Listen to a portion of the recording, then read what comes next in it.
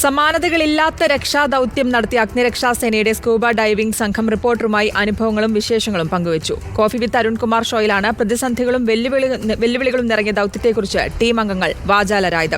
മുൻപ് നേരിട്ട സമാന അനുഭവങ്ങളും ടീം അംഗങ്ങൾ റിപ്പോർട്ടർ പ്രേക്ഷകരുമായി പങ്കുവച്ചു.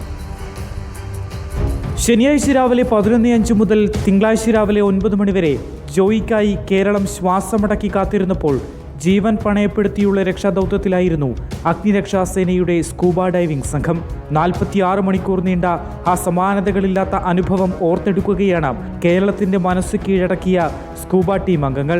മൊത്തം നമ്മൾ 43 പേരാണ് അവിടെ വെള്ളത്തിലും ടണലിലുമായിട്ട് ഇറങ്ങി രക്ഷാപ്രവർത്തനം നടത്തിയത്. ഇതിൻ്റെ സ്കൂബ ഡൈവിംഗ് ടീമിന് നേതൃത്വം നൽകിയത് ശ്രീ സുഭാഷാണ്. സ്കൂബ ഡൈവിംഗ് ടീമിലെ 11 പേരാണ് ഈ ടണലിനുള്ളിലേക്ക് ഡൈവ് ചെയ്തത്. ഒരേ ആൾക്കാരല്ല എപ്പോഴും ഡൈവ് ചെയ്യുന്നത്. നമ്മൾ 3 പേര് വീതം അതാണ് 3 പേരുടെ ഒരു ടീമാണ്.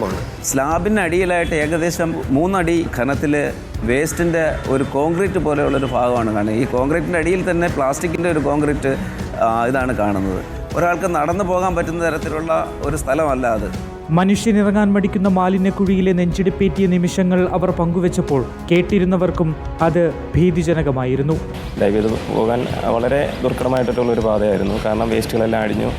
ഞാനൊരു അല്പം പാനിക്കാവുകയും ചെയ്തു. കാരണം ഈ വേസ്റ്റുകളെല്ലാം എൻ്റെ പുറത്ത് ഇരിക്കുന്നു.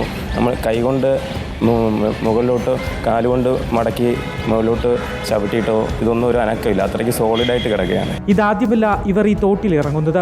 ഇതേ അമ്മയിഴഞ്ചാൻ തോട്ടിൽ ഇതിൽ കൂടുതൽ 3-4 രക്ഷാപ്രവർത്തനങ്ങൾ നടത്തിയിട്ടുണ്ട്.